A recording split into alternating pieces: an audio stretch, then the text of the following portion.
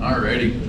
Well, thank you guys so much for coming today and for wanting to learn about Tapir. That one really quick. Alright. So I'm Logan Wood. I'm the staff veterinarian here.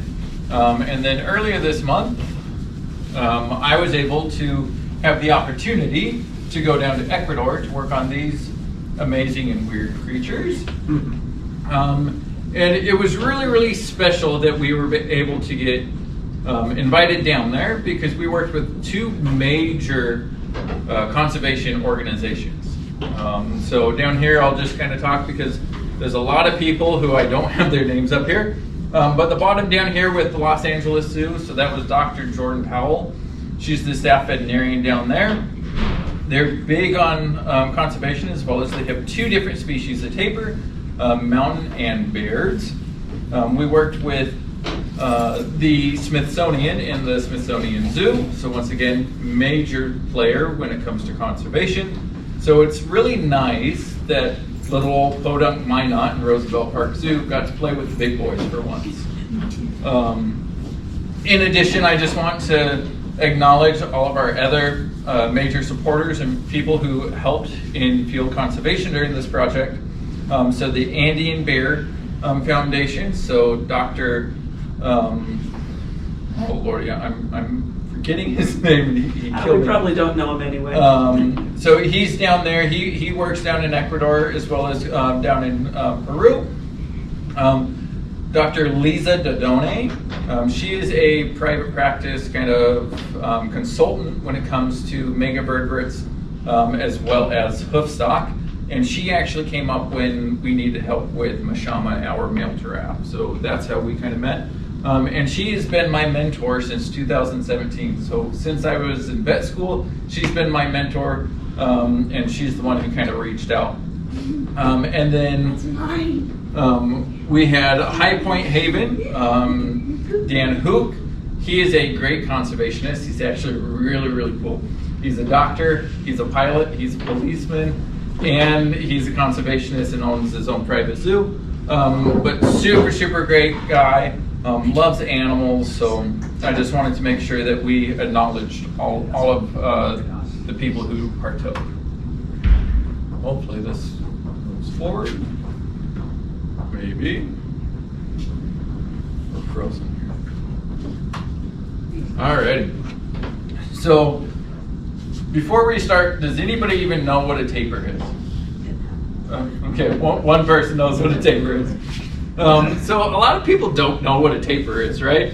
They look at these things and they go, oh, it's a pig. In this case, it's an Oreo pig, right? Yep. Anteater is sometimes what people guess. But these are the two main ones that you'll see. So this is the Malayan tapir. And then you also have the lowland tapir. So a lot of people go, okay, this is a punk rock guy from the 80s with the mohawk, right? But these are going to be the two big tapirs that you see if you go around to any zoo in the world. Some people go, is this a South American jungle mermaid coming out of the water? Like, what is this, right? And then some people go, I don't know, it kind of has the nose of a bear, but the ears like a pig, but has the teeth like a human. If you're a South Park fan, you go, man, bear, pig, right? Or what my girlfriend thinks it looks like is Sloth from the Goonies. I thought she was going to go, hey, you guys. But she's too embarrassed. So a lot of people don't really know what a tapir is. However, a tapir is actually part of the Paracedactylae family, which is just a fancy word for odd-toed ungulates. So these guys, yes, sir. Why is like that side again? Like, what is it called? Like, this big fancy word? yeah. So paracedactyl, kind of like pterodactyl. Like, is it like a grassy thing? So what this is it's odd-toed hoofed animals. So they're closer related to giraffe, zebra, and rhinos. Okay. So that's just a big fancy word. So they're not even related to pigs at all. But these guys are super, super special. So in the front, they have 4 toes, and in the back, they have 3. So in the wild, they're using these 4 toes. They're digging into the dirt so that they can climb these mountains. And then they're pushing off with their back toes, with these 3 toes, kind of like a spring. These guys are phenomenal swimmers.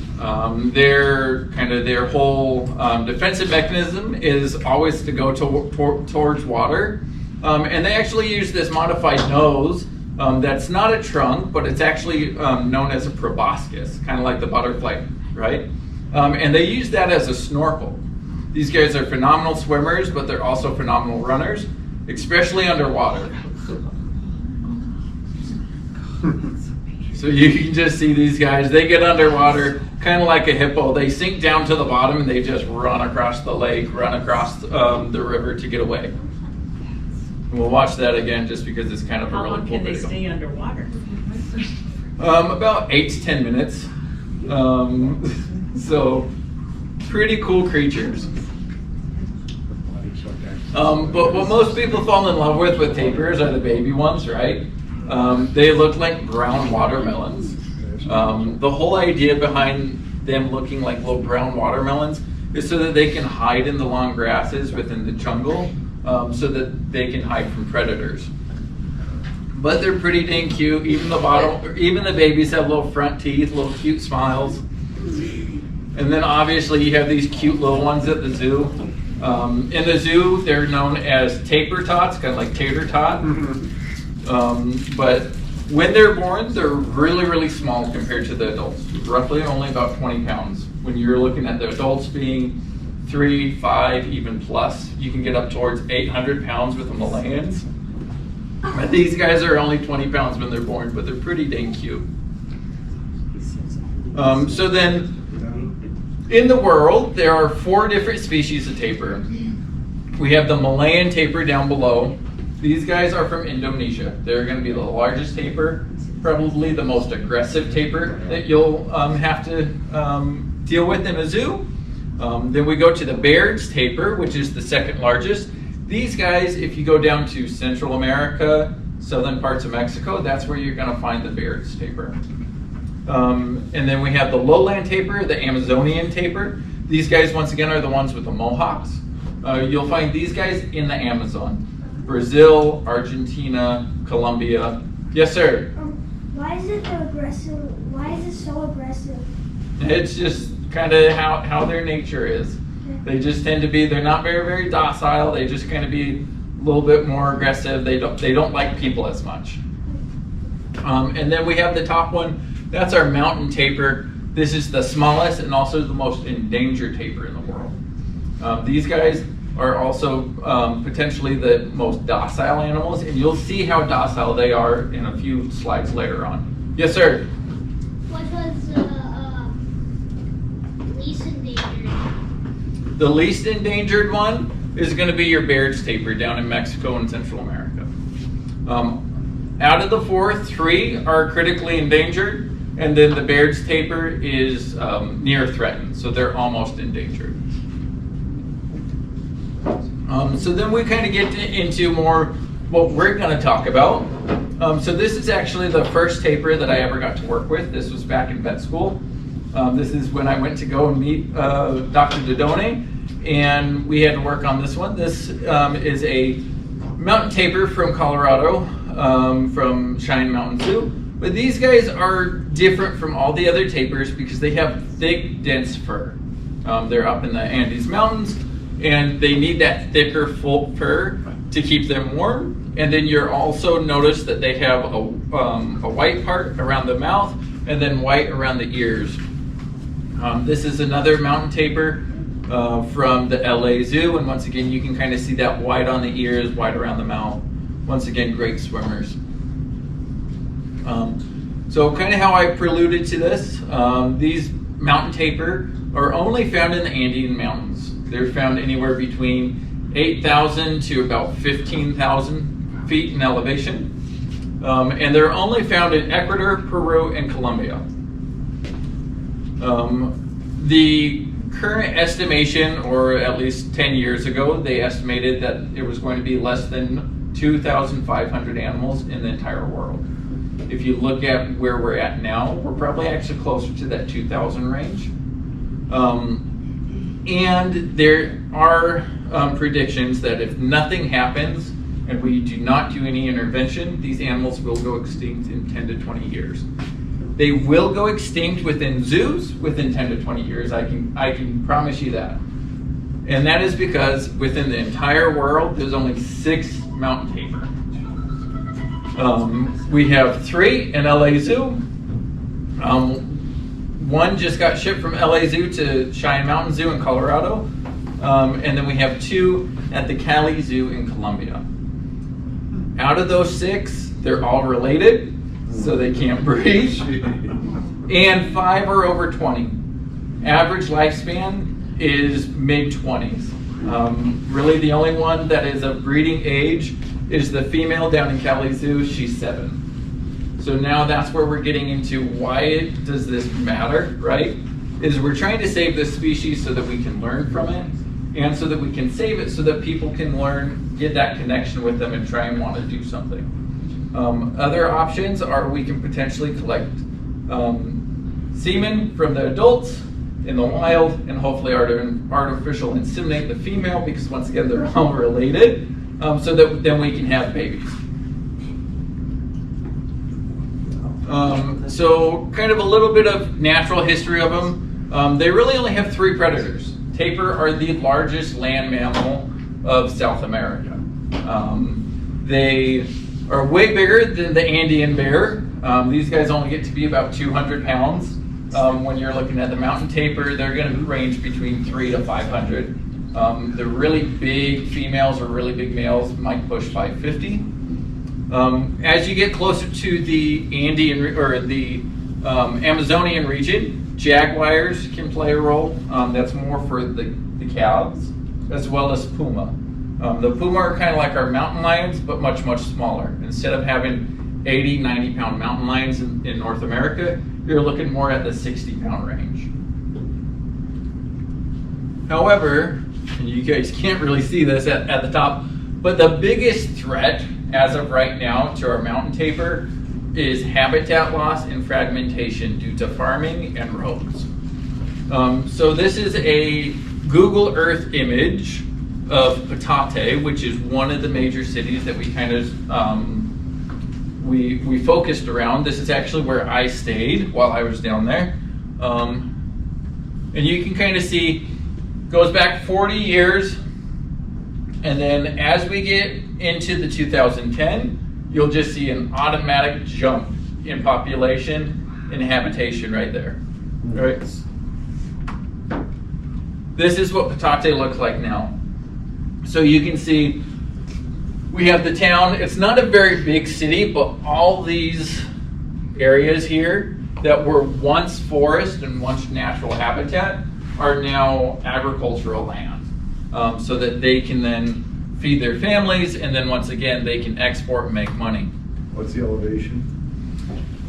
8,600. Depending on as you get up the mountain a little bit, then you'll increase to about 97. In some areas, the highest area around Patate was 11. So this is a picture. We actually caught one of our tapir just in this jungle right behind this field here. This field you can see as humans and the population increase, we are then encroaching on their natural habitat. So we have the jungle here, and then we have corn, as well as we have potato farming. So we're just slowly but surely taking away a little bit more. When you go into the Colombia area and the Peru area, it's the same thing. Instead of agricultural land such as potato and corn, you're looking at palm oil and you're looking at poppy seeds. Poppy seeds for the opium trade, palm oil for the things like Nutella, chocolate, all the other things that involve palm oil.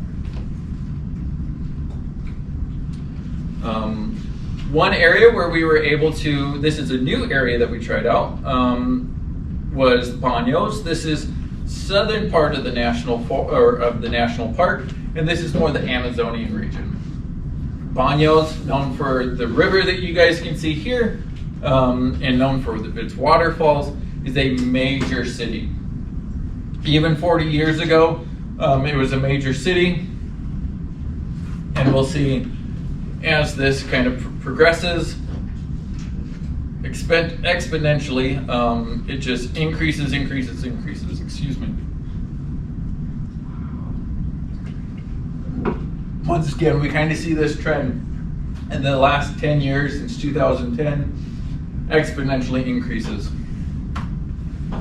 This is the Baños now. Our tapir that we caught was just out here.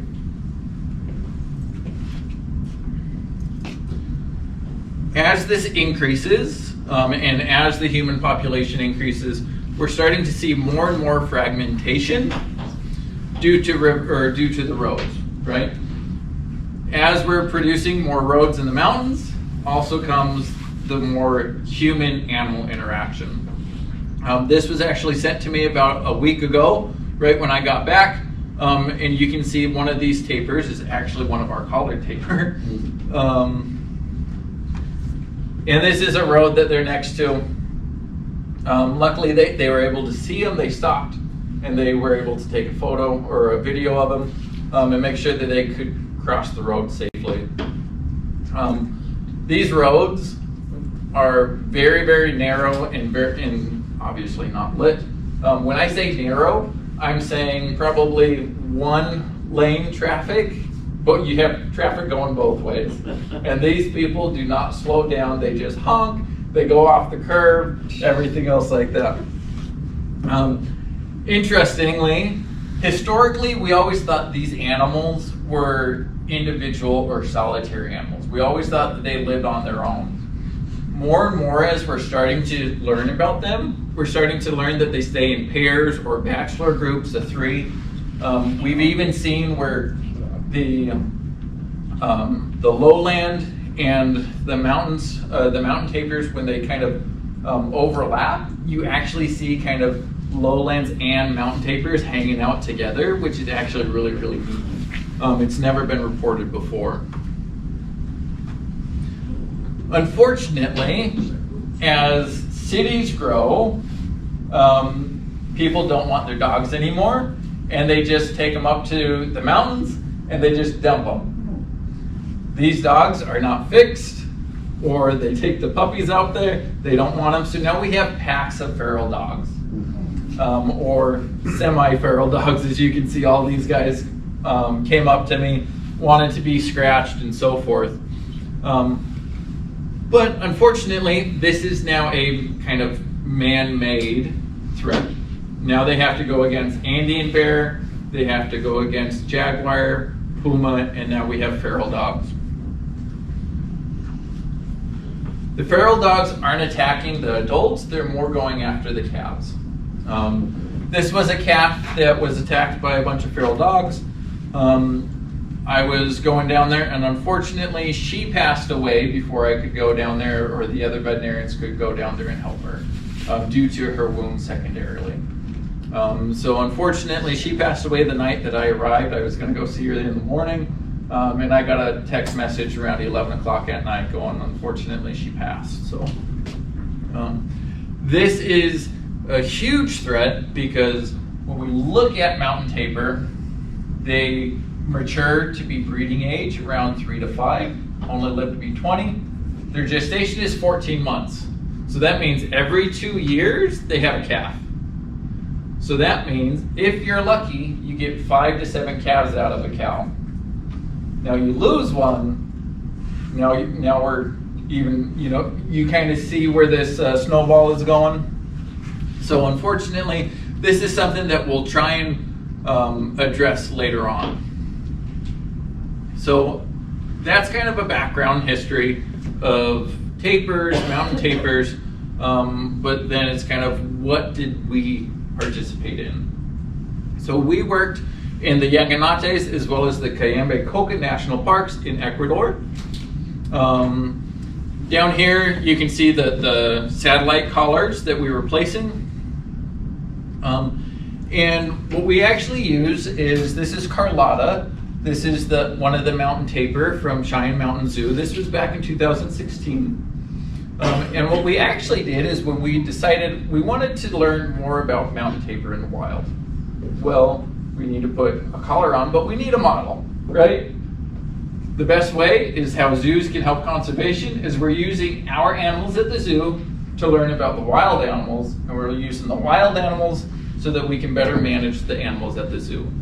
So she was kind of our model to figure out what size collars we need, what's the right weight, are we going to put it up top, are we going to put it down below, how tight can we put it without her taking it off, because once again, these collars cost $1,600 a piece.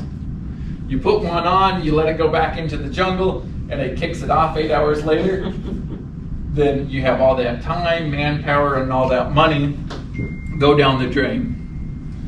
So the main goal of this was to go down there, capture some mountain tapir safely, put a radio collar on, so that then we can see what is their natural habitat.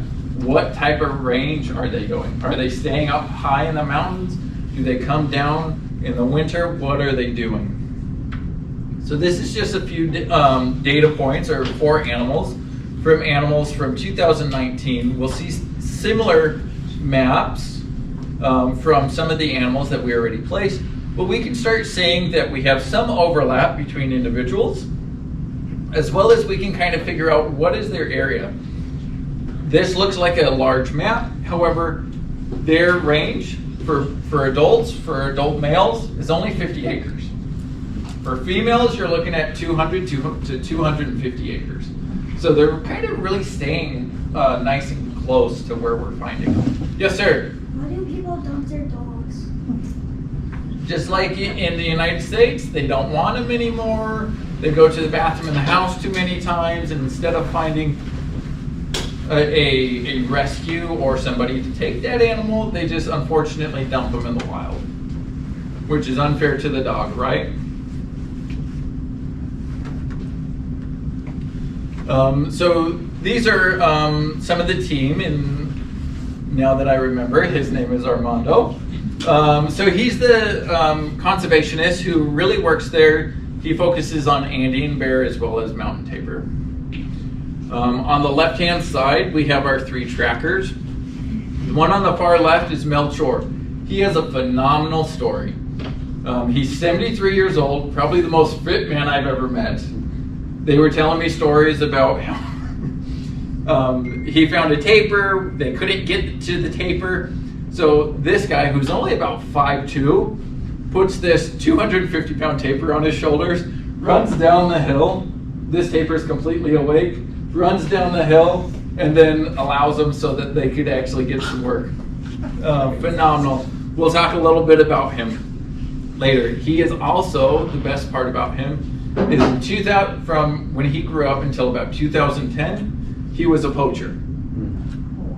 In 2010, Armando met Melchor saying, I have a story, I want to do more work on Andean bear. I heard you're the best tracker in town. He's actually a native Quechuan.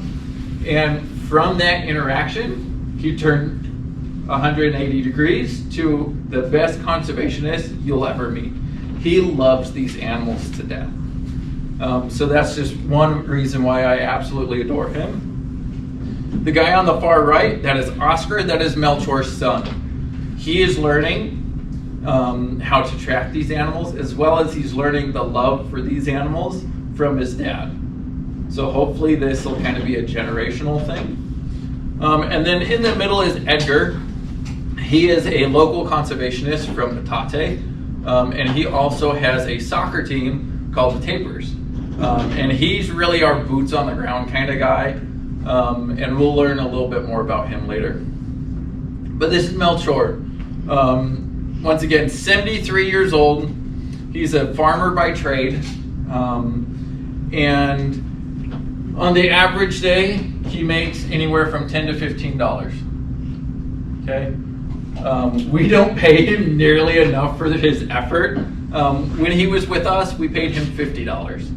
And he absolutely loves the 10 days that we're down there twice a year. One, he gets to make 4 or 5 times as much money, but he loves what he does. He has his dogs, and we'll meet the dogs later. He actually rescues all these street dogs, trains them to track Tapir, and these dogs have this amazing animal-human bond with him, where they just listen to him, they're well behaved, and he does everything that he can and cares for these dogs. This is him at the beginning of the day. All nice and clean. We put the GoPro on him. That's him at the end of the day. Unfortunately, our zoom thing is cutting off his head, drenched in sweat. He averages anywhere between 20 to 26 miles a day up and down these hills. Once again, most fit man I've ever met, 73, and I try and walk up half of these hills, and he's going up there no problem, not even breathing hard, and I'm sucking air. But phenomenal. He has the best work ethic. This is him. He woke up 5 o'clock in the morning, and he's making these phenomenal handcrafted bowls with this weird hoe thing out of half a log. Other than that, if he's done, he cleans up and he's helping out around the house. They took a day off to give the dogs a rest. He built a chicken coop. 73 years old. But I think the best part about him is, one, his relationship with the dogs, his relationship with the tapir, and how the tapir react around him. He's just that animal person. And the fact that, once again, poacher turned conservationist. I want to figure out how to make a documentary on him and figure out all his life stories and so forth. But these guys are probably the most important people of the team, right? And a lot of people go, why are you using dogs? And you'll see the forest and the jungle that we're going through. Excuse me again. You never get to see the tapir. All you get to hear is them whistle and them running. We use these dogs to track them. They find them. They kind of help flush them out into either a riverbed or an open area. They kind of surround them. They don't attack the tapir. And that allows our guides to then put a lasso on them so that they don't run away. We can back the dogs off. The animal can calm down so that it's safer for anesthesia. And then the vet team can come in.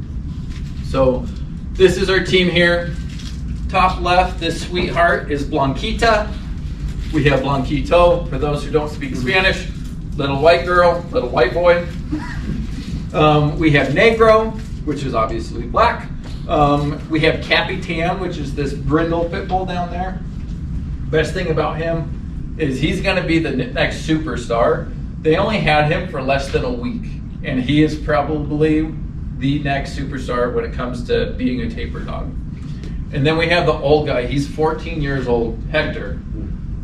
He was the lead dog. Now it's kind of Blanquito, but I bet come next season, Capitan is going to be the big one. But that's Hector. He likes to sleep in his little box whenever we're traveling and so forth. But super, super great dogs. And once again, we can't do what we're doing without these guys. So this is kind of a day in the life of what we're doing out there. So we decide where we want or where we've heard that there are some tapir.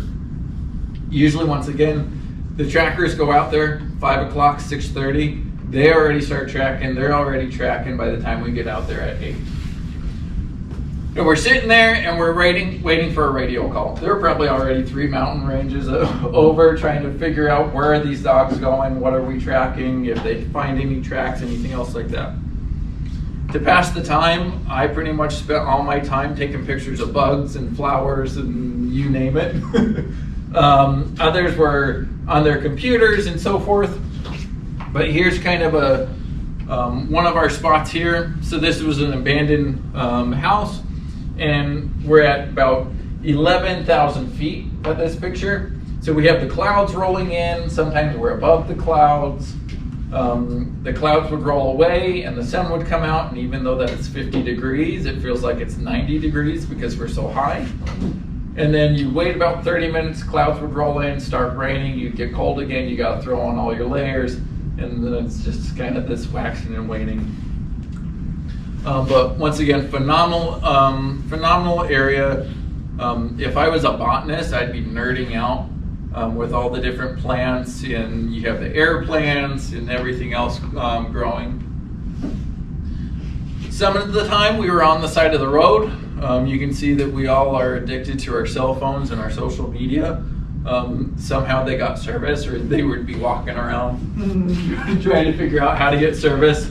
But we can see that we have some cows up there. So what they're doing is they actually take these cows, they just have a rope tied around their horns, and they stake them to the side of the road. They let the cows kind of graze as far as food, and then they would load them up into the back of the car or the back of the truck, drive them home, milk them, and then the next morning they'd be back up. We're starting to see a little bit more, and we'll talk a little bit about it later, but this kind of made us start thinking what sort of diseases are spilling from domestic animals into our tapir population. So we'd be sitting around either on our cell phones or taking a picture of a bug or whatever, and some of our team members would go, all right, we lost radio communications with the trackers, and they go, we gotta hike that mountain over there. And they didn't say mountain, they said hill, but it's a mountain. So then what we do is then we're hiking up the mountain so that we could get radio call. And this picture does not give it justice on how freaking steep it was. And then even though my backpack was only like 10 pounds, it felt like it was 60, trying to hike up these hills at 11,000 feet. So we'd go up there and we'd wait and we'd see, and hopefully we got a radio call. If we did get a radio call, then it was kind of all hands on deck, hurry up, figure out where we need to go, and then we'd meet somebody, and they would then be very nice, even though that they've been climbing through this and hiking through this all day, they'd be nice enough to try and cut us a path. So this kind of gives you an idea of what we had to go through. You'll see me trip over some vines and some logs. For this particular animal, we had to go through the jungle. We had to rappel down a waterfall just to get to the animal. But this is what these trackers are going through every single day for 12, 13, 15 hours a day.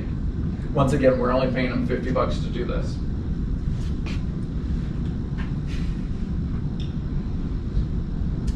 Other times, we'd be going up what seemed like a path, but was not quite a path, and we'd be in the dark. Should have turned on the sound for this one. But he's pretty much just going, come on you guys, like, let's go. But we're crawling up this hill on all fours. We're grabbing onto whatever we can, pulling grass out of the dirt, and these guys, once again, are just hiking up, and just like the tapirs, they run it up like it's nothing.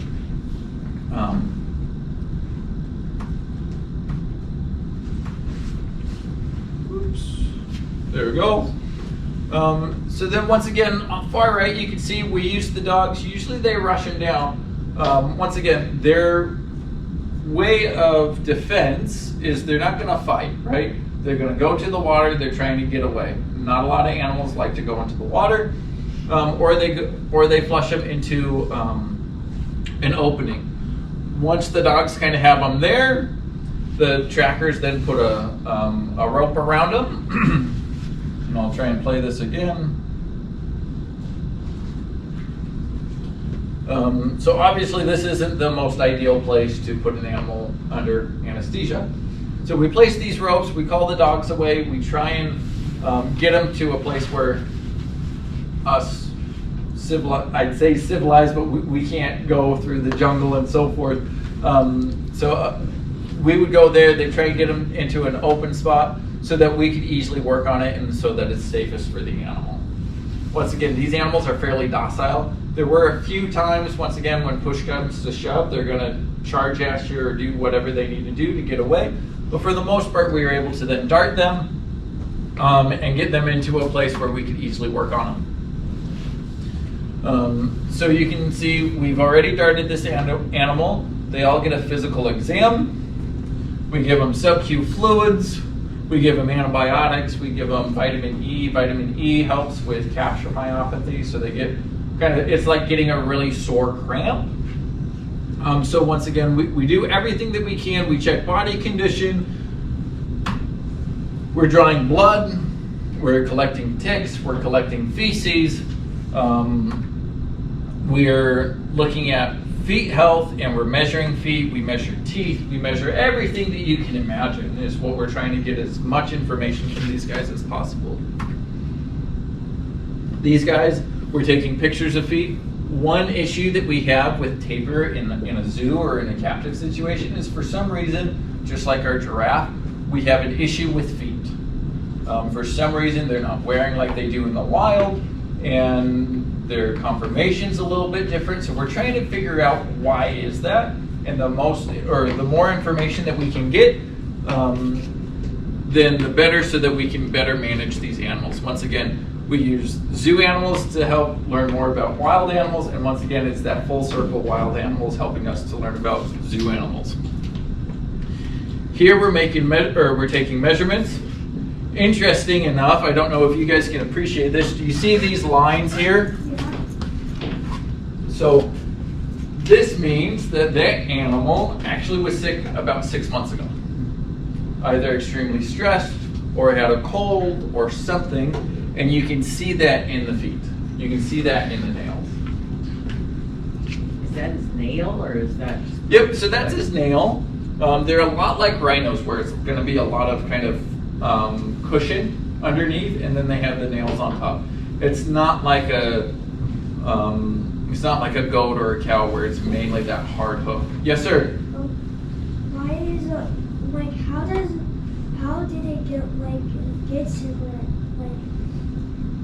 Just like anything, there's colds going around, or it got hot, then it got cold, or maybe it got sick by another tapir. We don't really know. We just know from those lines that it was sick. Actually, I meant to say, why are those lines there? It's just something that a lot of animals do, but that way we can kind of see their history and their health history. But once again, you can see that it takes an entire team. This animal is anesthetized. So we have Dr. Lisa. She's making sure that the animal has a clear airway, that it's breathing. We're checking pulse, temperature, respiration about every 5 minutes. We have Dan from High Point Haven. He's given sub-Q fluids. We have Buddha and Armando. They're placing that radial collar or that satellite collar around. As well as we're taking imprints of the feet. At the end, you can actually see one of the imprints that we have in the back if you want to see how big a tapir foot is. And then once again, we do everything that we need. Once we have all the measurements, and we have the blood, we have the ticks, we have the feces, everything else, then what we do is we can actually reverse the anesthetic drugs. Once everybody is safe, once we're done, we leave the ropes on them, just so that we can kind of control that recovery. Once again, this terrain is uneven. It's not a controlled situation like at a zoo. So we want to make sure that this animal is completely aware of everything, so that it doesn't go down a ravine or fall off a waterfall or anything. So we keep those ropes on. We take the ropes off. And usually within about 15 minutes, closer to 5 usually, then off they go back into the forest. They usually go into the forest. We usually don't get a whole lot of information for about 3 to 9 days. But then we have a system where this is Dan, so this was that tapir that we just saw, where then every single time he pops out of the forest, or there's a clearing, that signal goes up to the satellites, then we can kind of get pinpoints of where he is, where is he traveling, and so forth.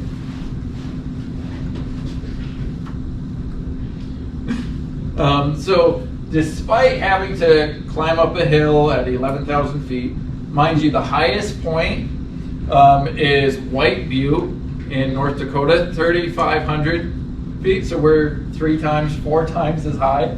But the most challenging part is you're in the middle of the jungle and you realize that you lock your keys in the car. Right? There's no AAA. There's no Affleck that you can call. So then we have to figure out where can we get a wire that's long enough to pop the lock. So That was kind of an oops moment, but we were able to successfully get everything. So there's a lot of carjacking and stuff that goes on up there? or- Exactly, right? So this is kind of the sciencey stuff. This is what I nerd out about. But this is actually our lab here. This was actually Edgar's kitchen. We go, sorry, you're not cooking for a week. We need your kitchen. So what we did is we took blood. So we're looking at white blood cell counts because once again, our zoo population, what we know about these animals is all based off of 6 to 8, maybe 10 animals. So when we can go into the wild, we can catch animals. We're up to 16 now over the last 7 years. But now we have a little bit better of a sample size to figure out what is normal when we're looking at white blood cells. White blood cells tell us, is this animal sick? Is this animal having a disease process? What is normal? Once again, we're looking at PCB-TP. That's what is the normal red blood cell count. And then we're also looking at the serum. Serum is the section of blood that we can run a lot of tests on. Chemistry values, so we can see what are the normal liver and kidney enzymes for this animal. Serum ferritin levels, so we're actually seeing that the animals in captivity are actually iron deficient, or what we assume is iron deficiency. It's extremely different than the iron levels in the wild tapirs. So now we're trying to figure out why is that? Is that due to the diet that we're offering? Is that due to the plants that they're eating? Everything else like that. Disease titers, we'll talk a little bit about that. Kind of how I was talking about the cows being up in the mountains. There's certain things like brucellosis that can spill over into our domestic animals. So we're looking at that. As well as we're looking into pesticides and heavy metals. There's not a whole EPA thing going on in Ecuador. Yes, sir? Is like iron supplement something? So typically what we consider is doing iron supplements in captivity, but once again, we don't know what that normal level is.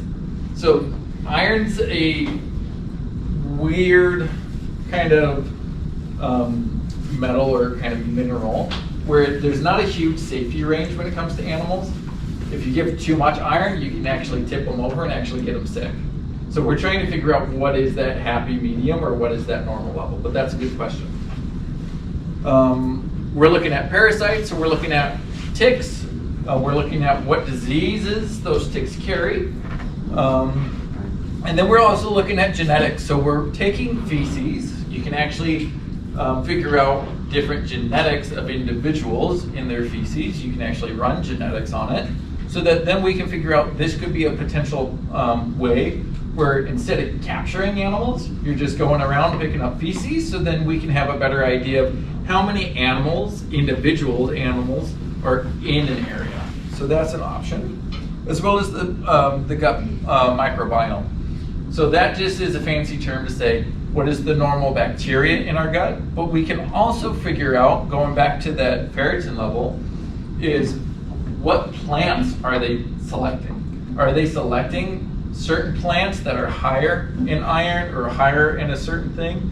And then hopefully, if we can figure that out, we can start implementing those plants in our captive animals' diets so that once again, we can hopefully fix this iron issue. Yes, sir? Why are they gonna go extinct? We're gonna get to that, okay? So, the reason why they're going extinct, other than habitat loss, is lack of awareness. Once again, we only had one individual who knew what a tapir was, right? And this is why it's important, even for us, even though that we don't have tapir, it is important because we need to raise awareness. Tapir are kind of those keystone species of the Amazon or the Andean region. These animals are up top. If these animals are doing poorly, then that makes us think that everything else below them is doing poorly. A good analysis or analogy is kind of like the black-footed ferret. We have black-footed ferret here. Black-footed ferrets are those keystone animals for the prairie. If the black-footed ferret population isn't doing well, everything else probably isn't doing well. And that's kind of that analogy of this is why this matters, right? So, World Tapir Day, that's today, April 27th. This is why you guys are here, right? Other things that we did is we were trying to raise awareness in Patate. So once again, we have these tapirs in their backyard. They don't know what it is. You go, what is a tapir? They go, I don't know what a tapir is. You show them a picture, they go, is that a pig?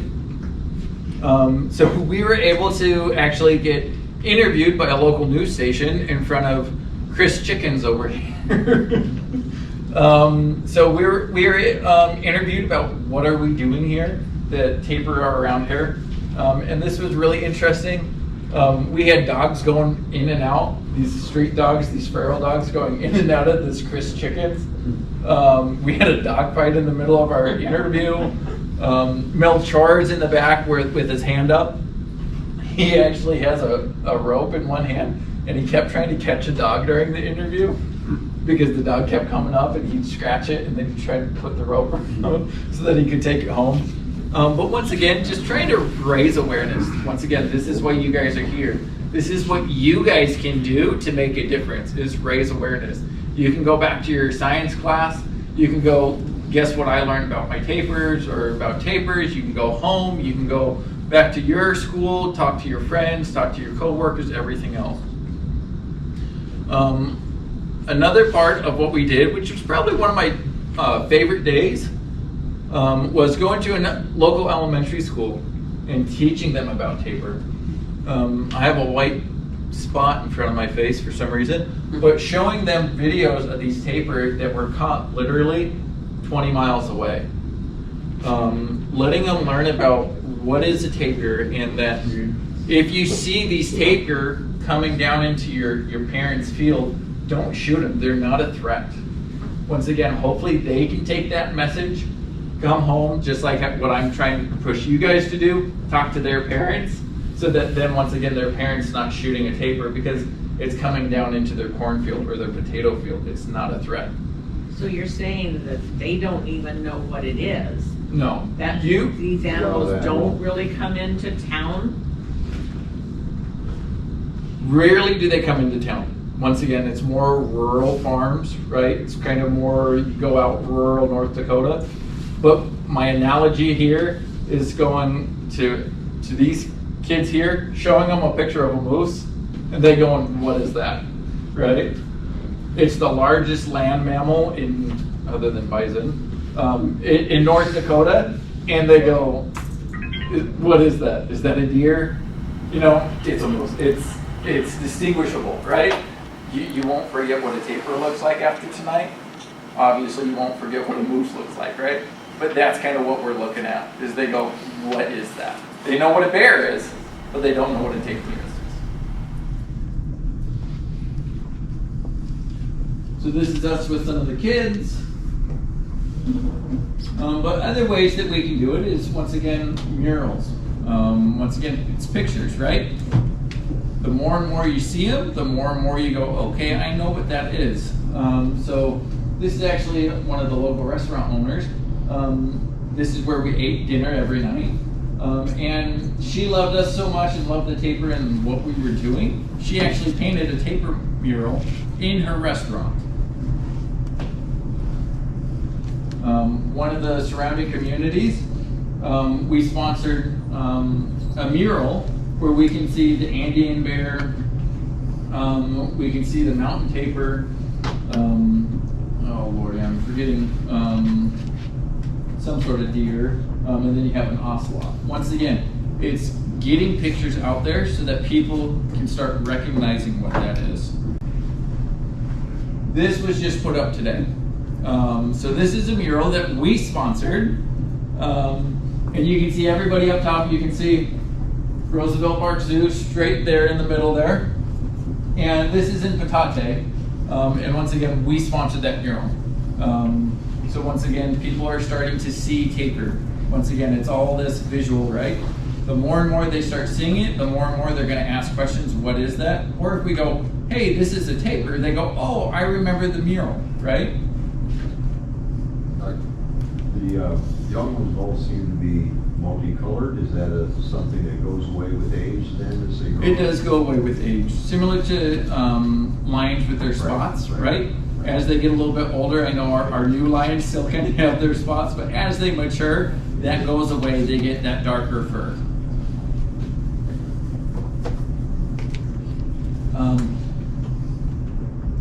Last fall, what they did is the team sponsored a soccer cup. So soccer is huge down there.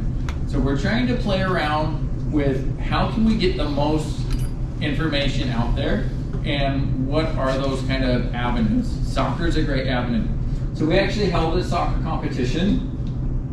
This was in a big community center in which the winners at the end got Tapir medals, a big Tapir cup, and we're going to hopefully try and sponsor this every single year. We can see this is Edgar's team. Once again, they are the Tapirs. So every Friday night when they're playing, you get to hear the Tapirs. Once again, they're trying to push that. We'll talk a little bit more about these ladies a little bit later. But once again, we're pushing. We have a lot of ladies on the team where they want to get into conservation. I know in North America, especially within the AZA and the zoo community, women in sciences, women in conservation, we're really pushing that. This is even across the borders down in Ecuador. We want to have women in conservation as well, and they're going to help us figure out what's going on with mountain keeper. So I'm almost done. So kind of what have we learned over kind of when I was down there and over the last couple of years? Agriculture interface, maybe introducing diseases. One of the animals that we tested did come out positive for that brucellosis. We still have about 16 more samples to ship home. We need to get the permits and everything else. But at least that is something that we can mitigate and that we can fix. We can fix that by vaccinating the cows, right? Pesticide levels are still to be determined. Some poaching is confirmed, unfortunately.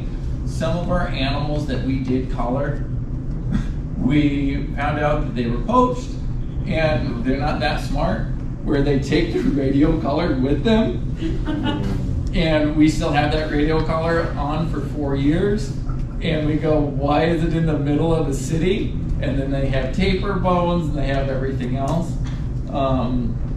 So unfortunately, it is still occurring, but it's not as rampant as it once was. What are they poached for? What do they take? Mainly meat is the big one. Obviously the bones and the skulls. They have wicked skulls where they look like a unicorn. But bones for a little bit, you know, they carve the bones or they do different things, make necklaces and things, but it's mainly meat. Feral dogs are now becoming more and more of an issue, as we saw in the Bond Hills. And obviously we're seeing a difference between zoo and free ranging with the iron levels and the foot health. But once again, the biggest thing is overall lack of awareness. So what's next? So the goal is to then return to Ecuador, to Yaganates and to Cayambe Coca to once again see if we can catch a few more. We were able to find some animals that we just simply couldn't collar, and there was also a lot. There's a few times where, once again, the trackers went in and 5 tapir went in 5 different directions, and we had to pick one and go after that one, right? But once again, if we can learn more and we can collar more of these animals, then we can learn more about them. Increased public awareness, so obviously we've seen the murals, we're working on the children's book. Partners with soccer clubs, partnerships with soccer clubs, local government, and landowners. Potentially a spay-neuter program. Once again, if we're seeing more and more feral dogs, that could be something that we could potentially help out with.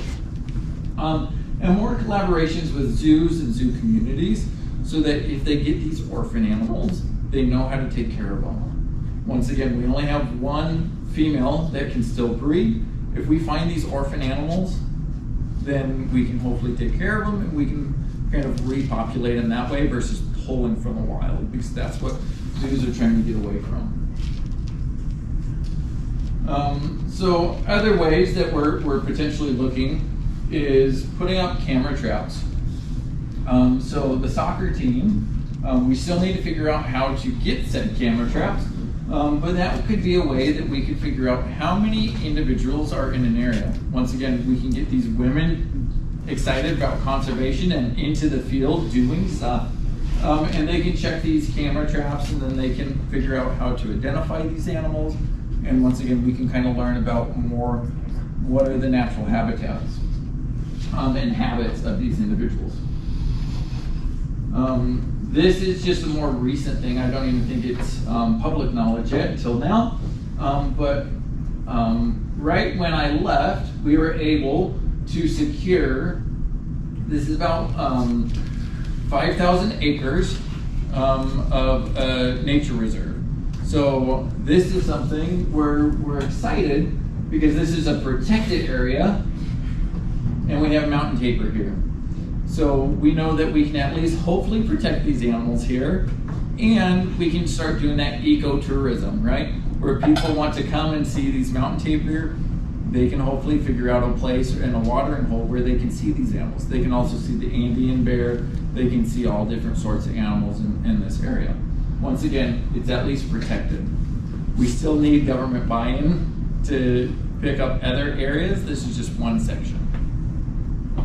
Now you have the one female in the United States that's in captivity, right, that can breed?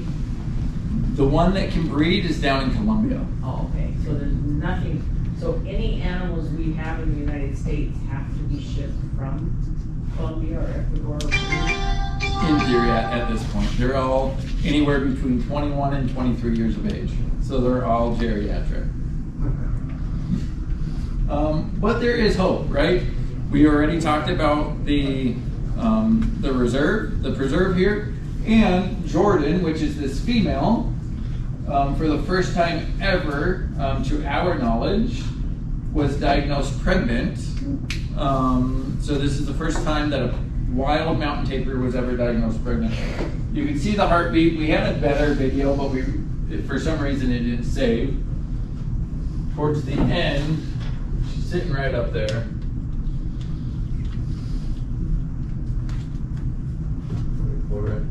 It's hard to see. A lot of people just go, it's gray. You can see a foot. So she is roughly about 4 to 6 months pregnant. So in about 8 months, hopefully next fall, if we can get some camera traps out there, hopefully we'll get some pictures of baby Jordan. So that's at least something that we're excited for and excited for the future.